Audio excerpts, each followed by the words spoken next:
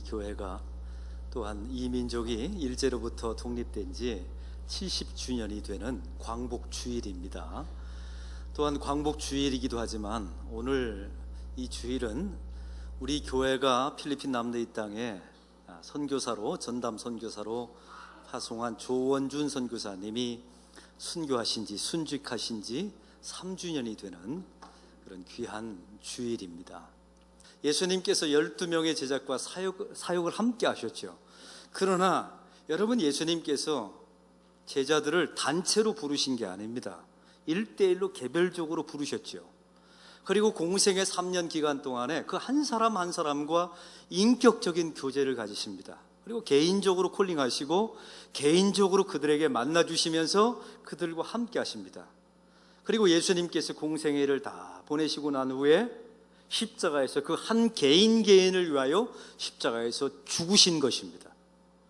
단체로 죽으신 게 아닙니다. 한 개인을 위하여, 그 한 개인의 죄를 지고 우리 예수님께서 십자가에서 그 한 사람을 위하여 죽으셨다는 사실을 잊지 마시기 바랍니다.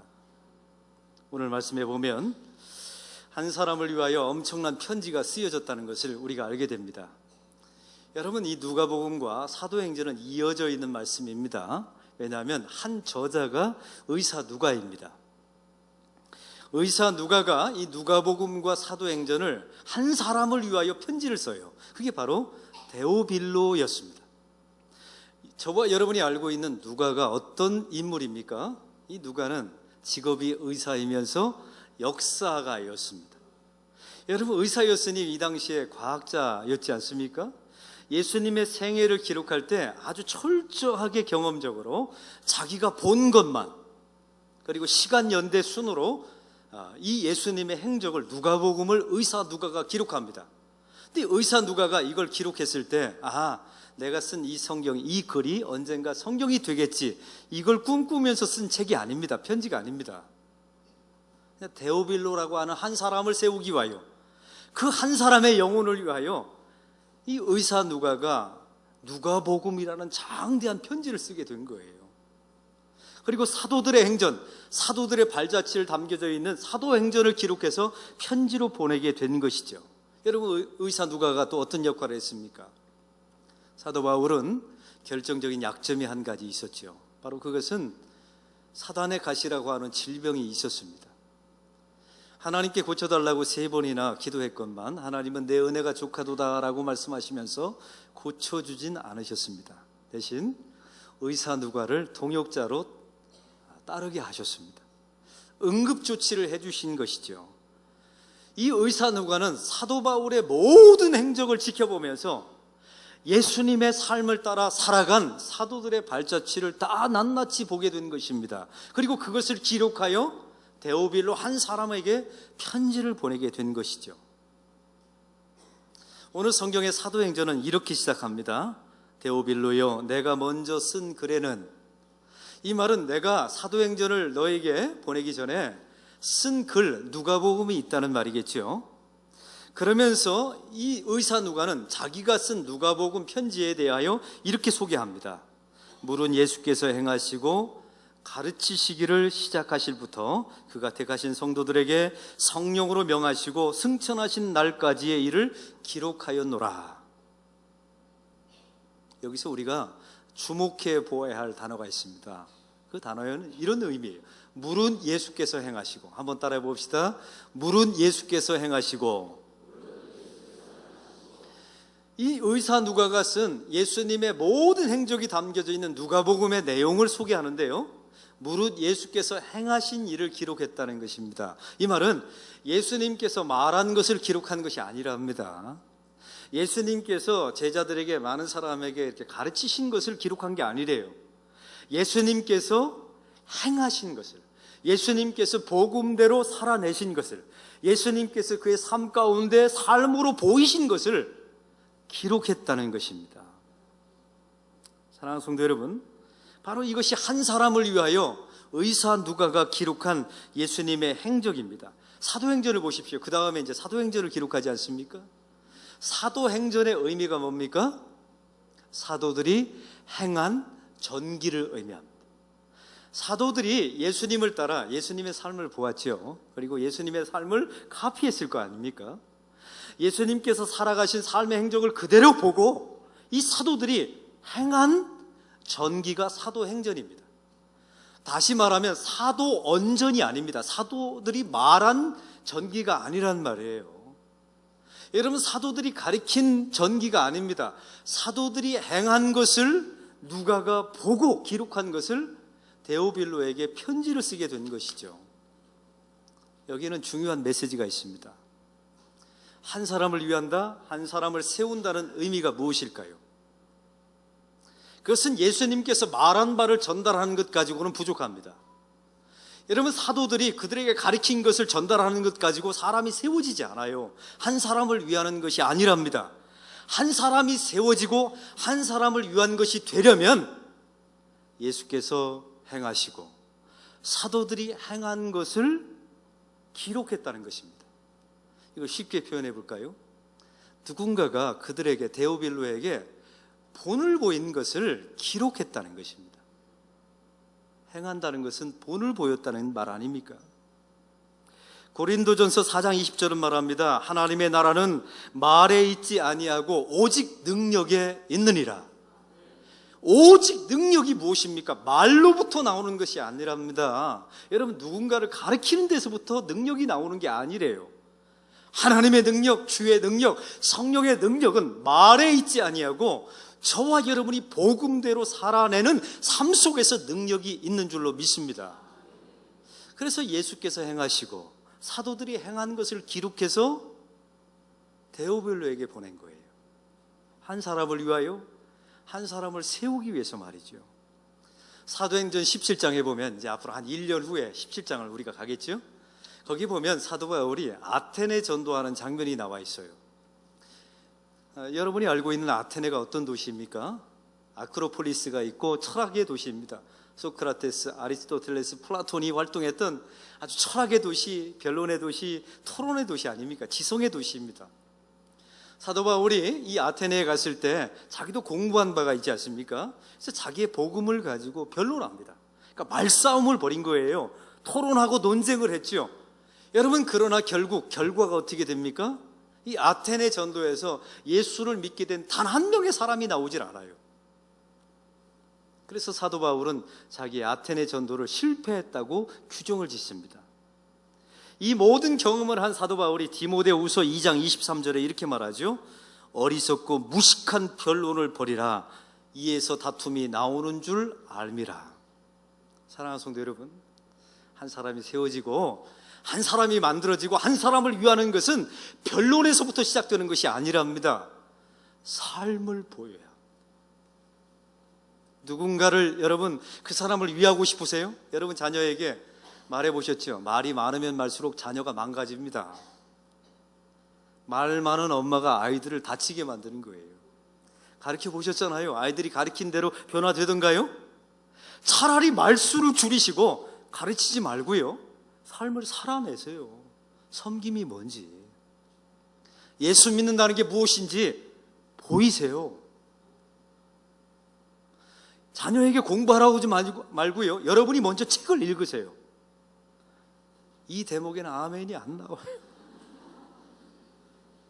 여러분 왜 책 안 읽으세요? 자녀들 앞에서 자기 자신의 드라마 보면서 자식한테 공부해보라고 백날 얘기해 보세요.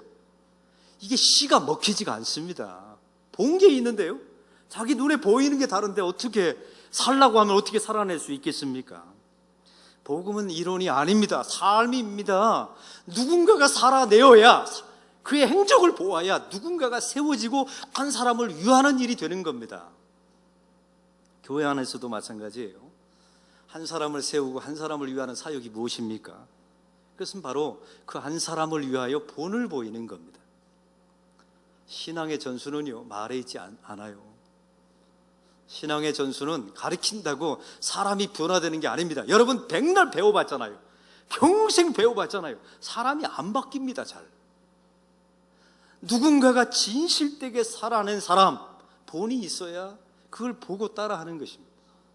누군가가 복음에 따라 진실되게 복음 앞에 서면서 자기를 부정하고 십자가를 따르는 삶을 보아야 그걸 따라하는 것이죠. 이게 복음의 능력입니다. 저는 목회할 때 가장 힘든 목회 대상이 두 분이 있습니다. 한 분은 부목사님들이시고요, 또 한 분들은 장로님들이십니다. 왠 줄 아십니까? 저는 교인들하고 목회할 때는 하나도 힘들지 않아요. 왜냐하면 여러분은 저와 멀리 떨어져 있기 때문에 제 삶을 잘 몰라요. 근데 우리 장로님들은 항상 저와 만나서 회의하고, 저와 만나서 삶을 나누고, 목회를 나누고, 우리 부목사님들은 더 가까워요. 매일 만나서 하고, 금요일이면 저하고 만나서 족구하고, 족구하면서 제 성질도 다 알고. 그래서 목회하기가 너무너무 힘들어요. 왜냐하면 저를 너무나 잘 알고 있기 때문에. 복음적으로 살아내지 않는데 그들에게 일부 예배 아무리 설교해 보세요, 부목사님들이 은혜 받을 리가 없습니다. 왜요? 담임 목사가 복음대로 살아내지 않는데 그 설교가 아무리 예화가 좋아도 그게 어떻게 전달될 수 있겠습니까? 저는 이게 가장 두렵습니다. 우리 안락교회가 부산 동로에서 가장 큰 교회입니다. 가을 노회가 되면 부노회장 선거를 하게 돼요. 그러면 우리 교회 총대수가 제일 많습니다. 그러니까 표를 던질 수 있는 사람의 숫자가 제일 많아요. 그러면 우리 동로에 속한 모든 목사님들이 저한테 전화가 옵니다. 목사님, 누구누구를 몰아주십시오 라고 항상 전화가 와요. 그러면 저는 항상 대답을 하죠. 예, 기도하겠습니다 라고 대답하고요. 여러분, 수가 많으니까 우리 교회가 몰아주면 그분이 당선이 되나 봐요. 그러니까 저한테 전화가 오죠. 그런데 그거 아십니까? 저는 7년 동안 단 한 번도 우리 부목사님들한테 누구 찍으라고 말해본 적이 없습니다. 이 설교가 방송으로 나가면 다른 분들이 다 들을 텐데, 그래도 상관없어요. 앞으로도 저는 제 목회가 끝날까지 누구를 찍으라고 단 한 번도 말하지 않을 것입니다. 왠 줄 아십니까? 저는 부목사님들과 정치를 하는 게 아니라 목회를 해야 되기 때문에 그렇습니다. 사랑하는 성도 여러분, 저와 여러분이 어른이면, 어른의 본을 보이면 자녀들이 따라올 것 아닙니까? 목사로서, 중직자로서 본을 보이면 무릇 예수께서 행하시고 무릇 사도들이 행한 것을 기록해서 데오빌로에게 보냈다면 똑같이 카피하지 않을까요? 똑같은 삶을 반복해서 살아내지 않겠습니까? 그런 역사가 저와 여러분의 삶 가운데 일어나기를 소망합니다. 그러면 예수님께서 본을 보이시고 사도들이 본을 보이고 교회 항조직과 목사들이 본을 보이면 정말로 데오빌로 같은 한 사람을 위하는 일이 될까요? 여기는 데오빌로의 역할이 또 한 가지 남아 있습니다. 어른들이 본을 보이고 목회자들이 본을 보인다고 한 사람이 세워지는 건 아닙니다. 어떤 사람을 보면요, 이게 가르침이 먹히는 사람이 있고 가르쳐지지 않는 사람들이 있어요. 그래서 오늘 성경을 보십시오. 이렇게 나와 있습니다. 물은 예수께서 행하시며 가르치시기를. 행하신 것을 기록하고 그 다음에 가르치셨다는 말이 나와 있죠. 이 가르쳤다는 말은 아무나 가르쳐지는 게 아닙니다. 가르침을 받는 사람에게는 두 가지 조건이 있어야 돼요. 첫 번째는 자기의 자존심을 버려야 합니다. 두 번째는 상처받는 것을 두려워하지 말아야 합니다. 한번 생각해 보세요. 여러분, 기독교 교육, 신앙이라는 것이 무엇입니까? 죄에 대하여 말하는 것이잖아요. 여러분, 죄에 대해서 말하려면 연고 발라주면 낫습니까? 잘합니다, 좋습니다, 잘 될 것입니다, 당신을 축복합니다. 그 썩어 문드러져 있는 죄, 그 썩어 있는 부위를 연고 발라주면 낫습니까? 그 부위를 살려내려면 도려내야 합니다. 날카로운 칼로 도려내야 합니다. 그래서 성경은 말씀하시죠. 하나님의 말씀은 살아있고 좌우의 날선 어떤 검보다도 예리하여 우리의 혼과 영과 및 관절과 골수를 찔러 쪼개기까지 하며 째야 합니다. 그래서 상처받기를 두려워하는 사람에게는 가르침의 역사가 일어나지 않아요. 데오빌로 같은 사람이 세워지지 않습니다. 자존심을 내려놓지 않으면요, 신앙적으로 절대로 성숙해가지 않습니다. 누가복음에 보면 이 의사 누가가 데오빌로에게 편지를 쓸 때 이렇게 말하죠. 데오빌로 각하요라고 나와 있습니다. 이 각하라는 말은 그 당시에 총독 이상의 계급에게만 붙일 수 있는 아주 고귀한 호칭입니다. 그런데 이런 호칭이요, 갑자기 사도행전을 쓸 때는 이렇게 바뀝니다. 데오빌로여라고 바뀝니다. 각하라는 말이 빠져요. 만약에 의사 누가가요, 이제 내가 스승이고 내가 편지를 쓸 테니까 이제는 너는 나한테 배우는 사람으로서 나하고 말투고 지내자, 이제 각하 빼자, 이런 식으로 해서 될 문제입니까? 그랬다가는 맞아 죽습니다. 이것은 전적으로 데오빌로가 이걸 양해한 거예요. 이제 내가 배울 테니까 각하라는 호칭을 빼도 된다라고 데오빌로가 의사 누가에게 말한 것입니다. 자존심을 버린 것이죠. 여러분, 만약에 우리 군사정권 때 박정희 대통령에게 박정희 대통령 각하라고 불렀잖아요. 근데 여러분이 약간 더위를 먹어서 찾아가서 이랬다고 합시다. 박정희여라고 불렀다고 합시다. 이게 상황이, 비유가 아주 적절하죠. 이 상황이 벌어진 거예요. 이게 데오빌로가 허락한 것입니다. 왜? 배우기 위하여. 이 시대는 봉건사회입니다. 계급사회예요. 그런데 각하라는 말을 빼버린 겁니다. 예수 그리스도는 삶을 보이고 사도들은 삶을 보이고 오늘 의사 누가는 삶을 보이고 데오빌로는 자존심을 버리고 계급장을 떼고 그리고 상처받기를 두려워하지 않았을 때 한 사람이 세워지게 된 것입니다. 한 사람을 위하게 된 것이죠. 그래서 이 편지가 성경이 되고 오늘 저와 여러분의 눈앞에 복음으로 다가오게 된 줄로 믿습니다. 사랑하는 성도 여러분, 교회 안에 한 사람을 세우는 일이 있기를 소망합니다. 한 사람을 위하는 일이 있기를 소망합니다. 한 사람을 위하는 일들이 바로 교회의 사역입니다. 요즘 최근에 한국 사회에 흔드는 이슈는 롯데 그룹의 이야기입니다. 2달 동안에 한국 사회를 얼마나 뒤흔들어 놓았습니까? 이름하여 콩가루 집안 이야기. 아마 이런 제목으로 아마 신문에 많이 보셨을 거예요. 아버지가 자기 아들을 해고하고 그 아들이 반란을 일으켜서 자기 아버지와 형님을 치는 이런 콩가루 이야기가 우리 한국 사회에 지금 떠돌아다니고 있습니다. 그 2달 사이에 수많은 사설들이 한 40여 개 이거에 대한 논평들이 있더라고요. 근데 그 중에서 단 한 가지 제 마음에 너무 쏙 들었던 사설과 논평이 있었습니다. 그걸 여러분에게 소개합니다. 신격호 회장님이 90세가 넘으셨는데 마지막에 꿈이 한 가지 있었다네요. 그것은 바로 123층에 제2 롯데월드를 짓고 돌아가시는 게 꿈이었다고 합니다. 제가 얼마 전에 서울에 갔는데요, 가봤더니 밤에 야경에 제2 롯데월드가 100층이 넘는 게 쭉 서 있는데 이게 바벨탑이 따로 없더라고요. 얼마나 화려한지요. 이 건물을 짓고 죽는 것이 자기의 꿈이랍니다. 그런데 사설의 논평이 이렇게 써여 있어요. 만약에 신격호 회장님이 123층을 짓는 것이 자기의 꿈으로 삼지 않고 123명을 자기의 좋은 후계자로 키웠다면 이런 일은 일어나지 않았을 것이다. 그 다음 말이 더 재밌습니다. 123명은 바라지도 않고 단 한 명의 사람만 건강하고 성숙하고 좋은 기업인을 만들어냈더라면 이런 일은 일어나지 않았을 것이다. 더 기가 막힌 것은 그 마지막 문장입니다. 그분은 헛살았다.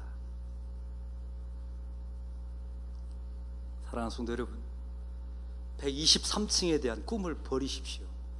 그건 야망입니다. 그건 바벨탑입니다. 한 사람을 세우십시오. 한 사람을 남기십시오. 여러분이 죽을 때 여러분이 남긴 한 사람을 위하고 한 사람을 세웠던 그 한 사람이 찾아와서 이 사람 때문에 제가 예수 믿게 되었습니다. 우리 권사님, 장로님, 목사님 때문에 제가 복음을 알게 되었습니다. 이렇게 말했다면 여러분은 성공한 인생입니다. 조은준 선교사님이 아도 한 명을 남기고 떠나갔듯이, 사도 바울이 디모데 한 명을 남기고 떠나갔듯이, 의사 누가가 데오빌로 한 사람을 위하여 이 방대한 편지를 썼듯이 말이죠. 여러분이 죽는 날, 여러분의 무덤가에, 장례식에 그 한 명이 남아있기를 소망합니다. 여러분에게 이런 날이 가장 확실하게 찾아오게 됩니다. 하나님께서 그때 저와 여러분에게 물으시는 것은 123층짜리 건물을 짓는 걸 물으시는 게 아니에요. 그건 바벨탑에 불과합니다. 모든 사람의 조롱거리에 불과해요. 한 사람을 남겨느냐, 한 사람을 정말 위해느냐, 그것만 물으십니다. 제가 여러분에게 아주 심각하게 담임 목사로서 묻습니다. 여러분은 정말 그 한 사람을 위하여 한 사람을 세우셨습니까? 여러분이 돌아가실 때 부주 내려오는 사람 말고요, 교인들이기 때문에 얼굴 드밀기 위해서 오는 사람 말고요, 이 사람 때문에 제가 예수님을 알게 되었습니다. 이분 때문에 제가 복음이 얼마나 귀한 것인지를 정말로 알게 되었습니다. 이렇게 말할 수 있는 그 한 사람을 여러분이 남기셨습니까? 그렇다면 여러분의 인생은 아주 그리스도 앞에서, 십자가 앞에서 성공적인 인생을 산 분들입니다.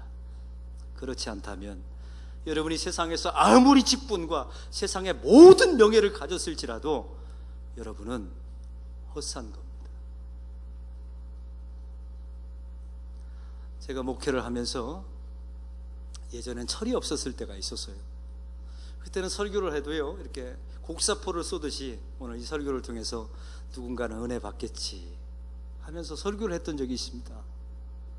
그때는 참 이상하게 영적으로 밋밋하더라고요. 그런데 지금은 그렇게 설교하지 않습니다. 오늘 이 설교도요, 누구 한 사람을 생각하면서 이 설교를 준비했어요. 새벽 예배도 마찬가지입니다. 여러분, 제가 새벽 예배 준비할 때 하나님, 이 말씀은 오늘 어느 교인에게 주시는 하나님의 말씀입니다. 저 교인 분명히 오늘 새벽 예배에 나올 텐데 그 교인을 은혜를 베풀어 주시고 이 말씀을 통해서 회복시켜 주십시오 라고 정확하게 타깃을 정하고 말씀을 선포합니다. 그런데 놀라운 사실은 예배가 마치고 나면 많은 분들이 저한테 메시지로 와요. 목사님, 제 삶의 상황을 어떻게 아셨어요? 제가 많이 은혜 받았습니다 라고 말합니다. 저는 그분을 향해서 설교하지 않았는데 말이죠. 이게 바로 한 사람 철학입니다. 오늘 이 예배, 지금 800명이 앉아있지만 그 한 사람을 위해서 하나님께서 이 예배를 준비하셨습니다. 수요 예배, 주일 예배, 새벽 예배, 수많은 예배가 있어요. 그 예배 가운데 주님께서 그 한 사람을 위해서 주님께서 그 예배와 메시지를 준비하셨습니다. 그래서 그 사람이 바뀌는 겁니다. 그 사람이 변화되는 거예요. 그 한 사람이 세워지는 것입니다. 그리고 그 한 사람이 남아서 교회를 바꿔가는 것입니다. 이게 하나님의 사역인 줄로 믿습니다. 사랑하는 성도 여러분, 우리 교회가 또 이 한국 교회가 광복절 70주년을 맞이했습니다. 우리가 집회하고 우리가 무엇인가 으쌰으쌰 하면 되는 게 아닙니다. 한 사람을 위하고 한 사람을 세우는 교회와 민족이 되어야 합니다. 할렐루야. 그러려면 본을 보십시오. 담임 목사는 담임 목사답게, 장로님들은 장로님답게, 우리 권사님들은 권사님답게, 예수 믿는 사람들은 예수 믿는 사람답게 본을 보이세요. 말하지 마시고 가르치려 들지 마시고 본을 보이면 됩니다. 그러면 데오빌로 같은 사람들이 세워지고 만들어지게 될 것입니다. 자기의 모든 자존심을 내려놓고 계급장을 떼고 상처받는 것을 두려워하지 않고 복음을 꿀떡꿀떡 받아먹게 될 것입니다. 그렇게 되면 데오빌로 같은 사람들이 우리 교회 안에 한 명, 두 명 생겨나지 않겠습니까? 그런 교회만 미래가 있는 것입니다. 그런 교회를 통해서 하나님께서 일하실 것입니다. 그런 교회를 하나님께서 축복하실 줄로 믿습니다. 하나님 아버지, 오늘 말씀을 통하여